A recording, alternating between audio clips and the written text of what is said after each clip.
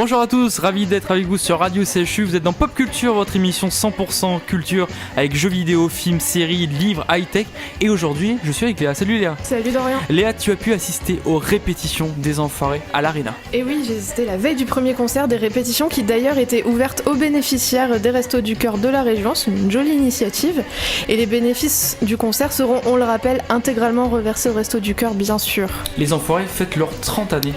Et oui, et à l'occasion de cet anniversaire, ils ont décidé de préparer une surprise à leur public. Et la productrice Anne-Marc Cassius nous en dit un peu plus. On a fait un fil conducteur où en fait, comme c'est les 30 ans des Enfoirés, on promet une grosse surprise au départ. Et cette grande surprise, en fait, elle a disparu. Et donc, ils vont avoir 2 heures pour la trouver. Donc, par quel moyen et quelle sera la surprise, ça, je ne vais pas vous le dévoiler. Bon, bien sûr, nous non plus, on va pas dévoiler trop de surprises. On peut quand même vous dire qu'on retrouvera pas mal de piliers des Enfoirés, comme Mimi Mati. Je sais que Dorian, vous êtes fan. Donc Mimi Mati, Patrick Fiori, Benabar, Nolwenn Leroy, Patrick Bruel qui devrait être là aussi pour les enregistrements télé. En revanche, on n'est pas trop sûr pour le premier concert parce qu'il était en Inde pour un tournage depuis quelques temps. Et on a aussi croisé MC Solar qui était ravi de venir chanter pour les Restos du Cœur. J'ai participé à plein d'éditions et pourquoi je participe, c'est simple. Quand on a quelque chose de positif, il y a un gars qui dit mon boomerang s'appelle revient. Et c'est une action positive et donc on répond toujours. Il n'y a aucune raison de dire non. Et puis quand on a connu Coluche dans notre enfance, on se dit qu'on fait quelque chose dans la joie et la bonne humeur. Je me rends compte que depuis qu'il y a des humoristes qui font aussi des sketchs, il faut pas l'oublier qu'il y a plein de choses qui sont écrites par eux et qui vont dans la bouche de chacun. On dirait que la boucle est bouclée, quoi. C'est quand même un humoriste qui a lancé cette chose qu'on appelle les Restos du Cœur.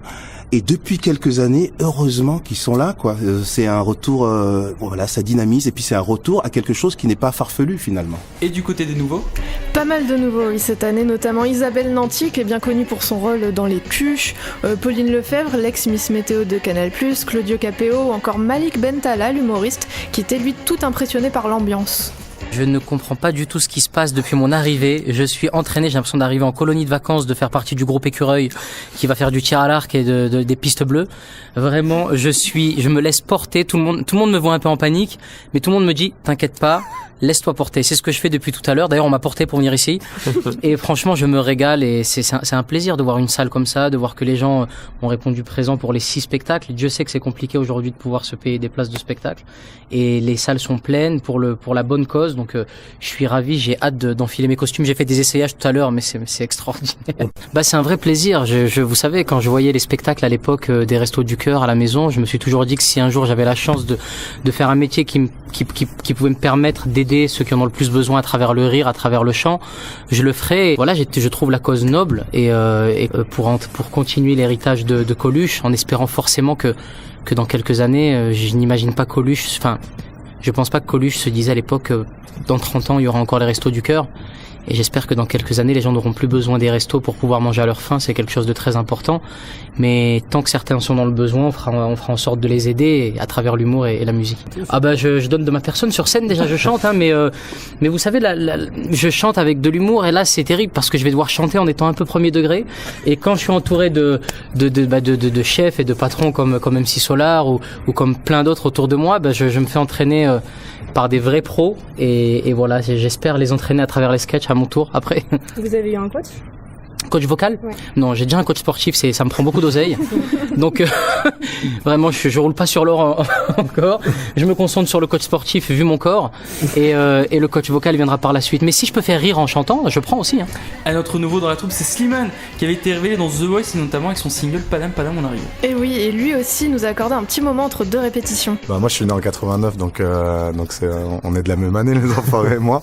Ça représente beaucoup de choses. Moi j'ai les Enfoirés enfoirés, je les connais depuis tout petit. Je connais des gens qui mangeaient grâce au Resto du Cœur. Je me rappelle dans les bus de colonie, on chantait aujourd'hui on n'a plus le droit ni d'avoir faim ni d'avoir froid.